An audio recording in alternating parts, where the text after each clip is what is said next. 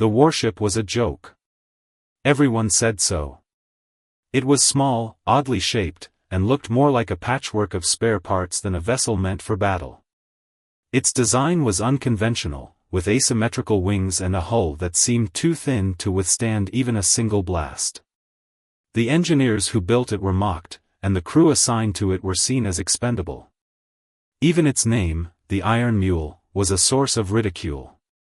The Galactic Federation, a powerful alliance of advanced species, had no faith in the ship. They called it a waste of resources and a floating coffin. During its first presentation at the annual fleet review, laughter echoed through the command center. The other ships, sleek, massive, and bristling with weapons, stood in stark contrast to the humble Iron Mule. The Federation's top admirals, a group of seasoned warriors from various species, shook their heads in disbelief. One of them, a tall, reptilian commander with scales that shimmered under the bright lights of the command center, sneered. "This is what the humans call innovation. It looks like a child's toy." The human engineers, standing quietly in the corner, exchanged glances but said nothing. They had grown used to the ridicule. For years, they had been dismissed as dreamers, their ideas too radical for the conservative minds of the Federation. But they believed in their creation. They knew what the Iron Mule was capable of, even if no one else did. The ship's captain, a human with a calm demeanor and sharp eyes, stepped forward. "Give us a chance," he said, his voice steady. "This ship may not look like much, but it's built for more than just show." The reptilian commander laughed again, a harsh, grating sound. "A chance? To do what? To embarrass yourselves further? Fine. Take it out for a test run. But don't expect anyone to come to your rescue when it falls apart." The crew of the Iron Mule boarded their ship in silence, ignoring the jeers and mocking comments from the other crews. Inside, the ship was just as unconventional as its exterior. The control panels were arranged in a circular pattern, allowing the crew to communicate and react quickly. The walls were lined with strange, glowing conduits that pulsed with energy. As the ship powered up, the captain addressed his crew. "Ignore the laughter," he said. "They don't understand what we've built. But they will. Today, we show them what the Iron Mule can do." The ship lifted off, its engines humming softly.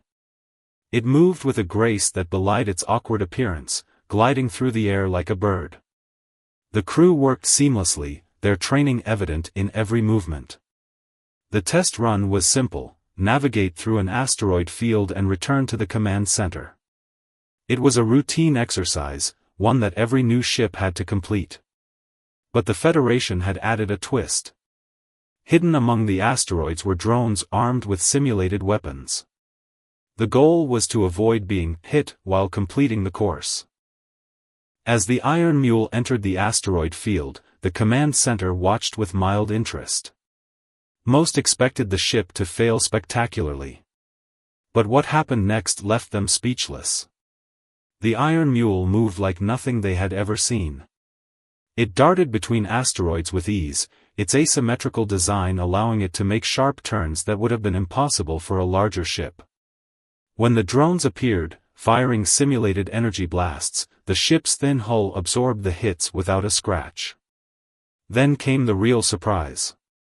The Iron Mule fired its weapons, a series of small, glowing projectiles that streaked through the void. They struck the drones with pinpoint accuracy, disabling them instantly. The command center erupted in murmurs of disbelief. By the time the Iron Mule returned to the command center, the laughter had died down. The crew stepped off the ship, their heads held high. The reptilian commander stared at them, his expression unreadable. "Well," he said finally, "it seems we underestimated you." The captain nodded. "You did. But don't worry. You're not the first." As the crew walked away, the murmurs in the command center grew louder. The Iron Mule had proven itself, but the real test was yet to come. The galaxy was a dangerous place, and there were many who would not take kindly to being shown up by a ship they had once laughed at. The laughter had stopped, but the challenges were just beginning. The Iron Mule's performance in the asteroid field had silenced its critics, but it hadn't won them over. The Galactic Federation's commanders were still skeptical, dismissing the ship's success as a fluke. "It's a test run," one of them grumbled. "Real battles aren't fought against drones and rocks." But the crew of the Iron Mule knew better. They had seen what their ship could do, and they were confident in its abilities. The engineers who had designed the vessel had poured years of work into it, and every component had a purpose. The ship's hull, for instance, was made of a revolutionary material that could absorb and redirect energy. This meant that energy-based weapons, which most species relied on, were far less effective against it. The asymmetrical design, which had been mocked for its awkward appearance, allowed the ship to maneuver in ways that larger, bulkier vessels couldn't. And its weapons, though few in number, were unlike anything the galaxy had ever seen. The crew trained tirelessly, learning to exploit the ship's unique strengths. They practiced evasive maneuvers, tested the limits of the energy-absorbing hull, and fine-tuned their weapons systems. They knew that the real test would come soon enough. It did. The HFY, a ruthless alien species known for their overwhelming firepower, had been raiding Federation outposts on the edge of the galaxy. The Federation's commanders, eager to prove their dominance, sent a fleet to confront the HFY.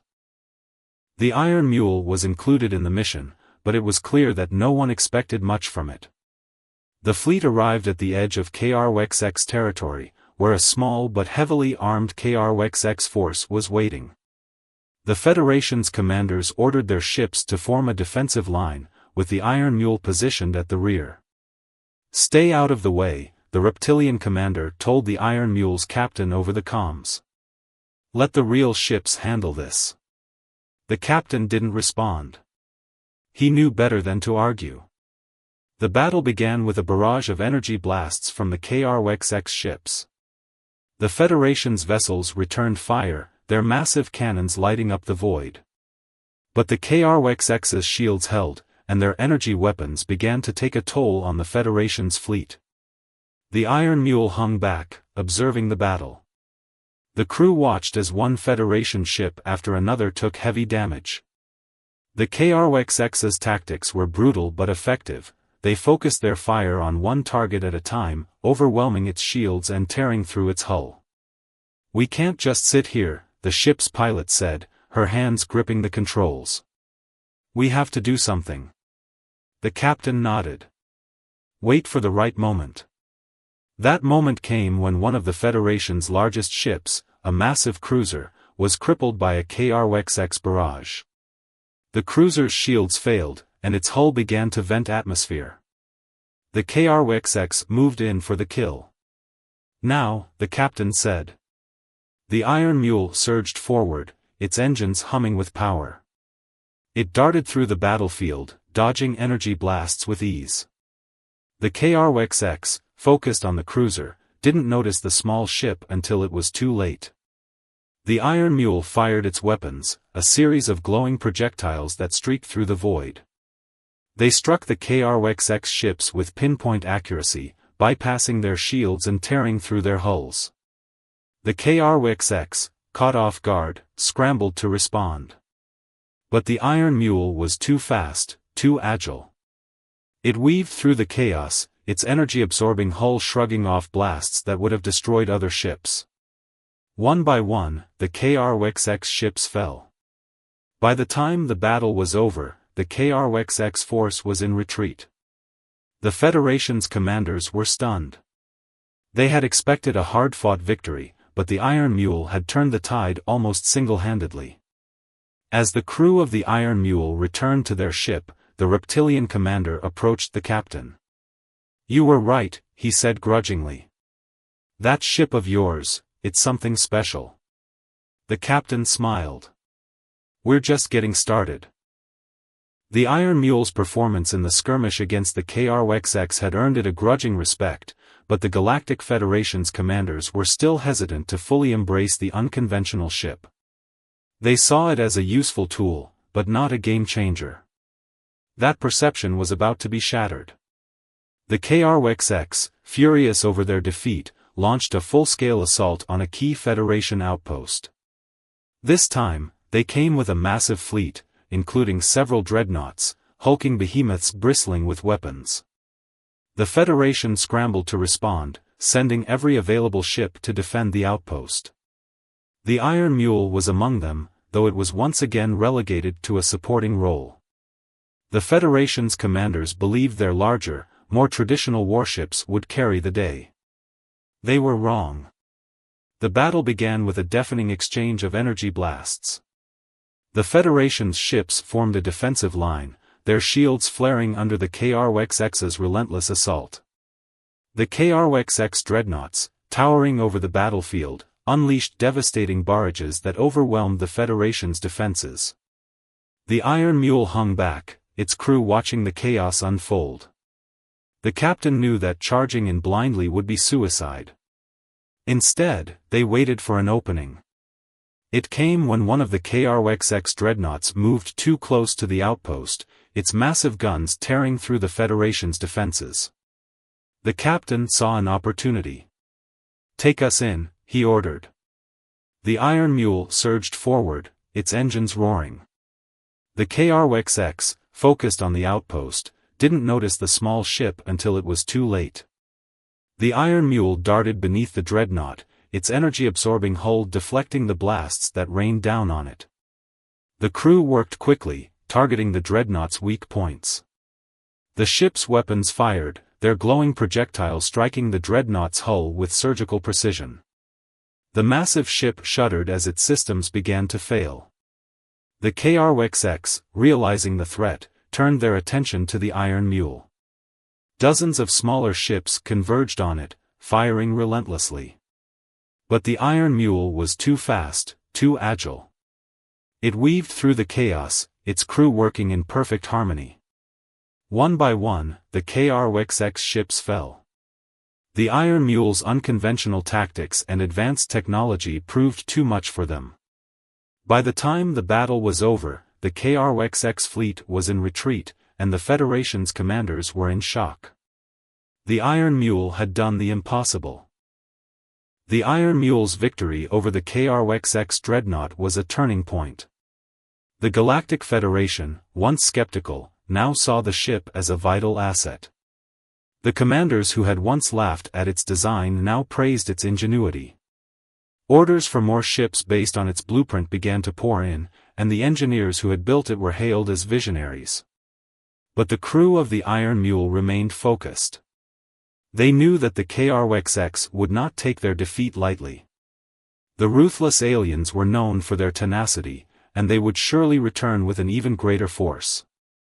The crew spent the following weeks preparing. They trained relentlessly, honing their skills and pushing the Iron Mule to its limits. The ship's engineers made adjustments, improving its systems and adding new features based on their experiences in battle. The KRWXX, true to their nature, returned sooner than expected. This time, they came with a fleet unlike anything the Federation had ever seen. Hundreds of ships, including multiple dreadnoughts, descended upon a key Federation colony. The Federation, still in the process of building more ships like the Iron Mule, was caught off guard. The Iron Mule was sent to the front lines, along with a handful of other ships. The crew knew that this battle would be their greatest challenge yet. As the fleet approached the colony, the KRWXX launched their attack. The battlefield was a chaotic storm of energy blasts and explosions. The Federation's ships fought valiantly, but they were outnumbered and outgunned. The Iron Mule darted through the chaos, its crew working tirelessly. The ship's energy-absorbing hull deflected countless blasts, and its weapons struck with deadly precision. But the KRWXX were relentless, and the Iron Mule began to take damage. Just as it seemed the battle was lost, reinforcements arrived.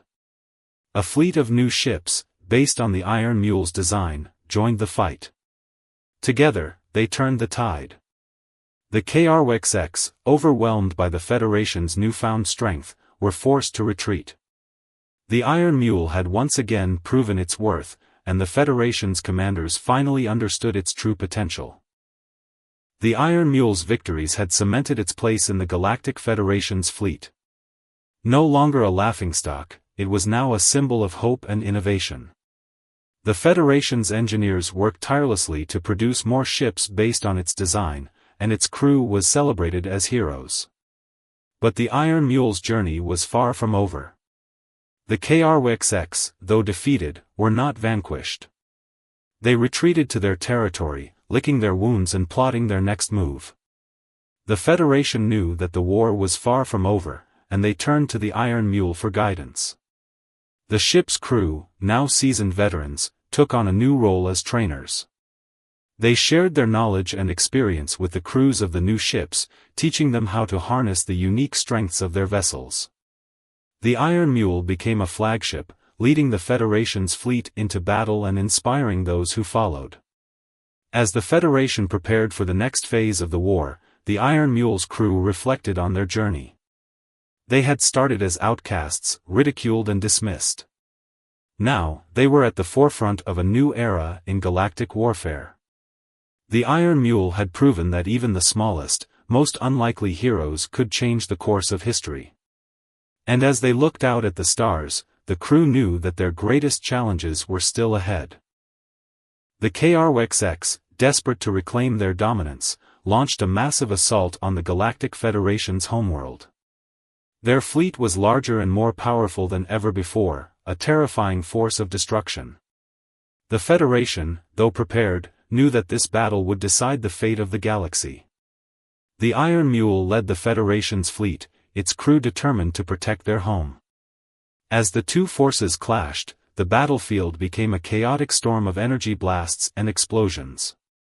The HFY's dreadnoughts unleashed devastating barrages, overwhelming the Federation's defenses. But the Iron Mule and its sister ships fought with unmatched skill and determination. They darted through the chaos, their energy-absorbing hulls deflecting countless blasts. Their weapons struck with deadly precision, tearing through the HFY's ships. The battle raged for hours, neither side willing to back down.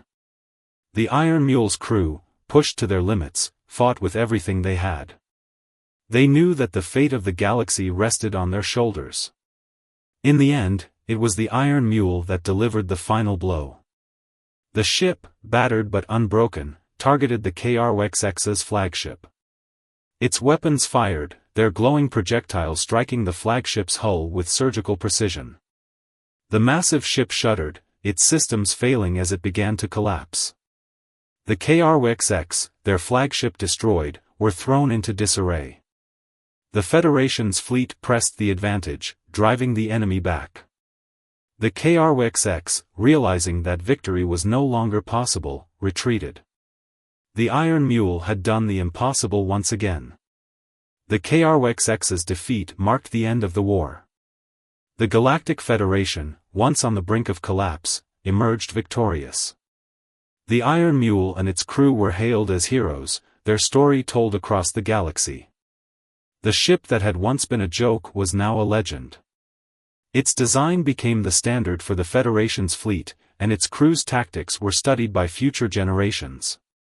The engineers who had built it were celebrated as visionaries, their work revolutionizing galactic warfare. But for the crew of the Iron Mule, the greatest reward was knowing that they had made a difference. They had started as outcasts, ridiculed and dismissed. Through determination, ingenuity, and sheer will, they had proven that even the smallest, most unlikely heroes could change the course of history. As the crew looked out at the stars, they knew that their journey was far from over. The galaxy was vast, and there were still challenges to face. But they were ready. The Iron Mule had proven that even in the face of overwhelming odds, hope and innovation could prevail. And as long as there were those willing to fight for what was right, the galaxy would always have a chance.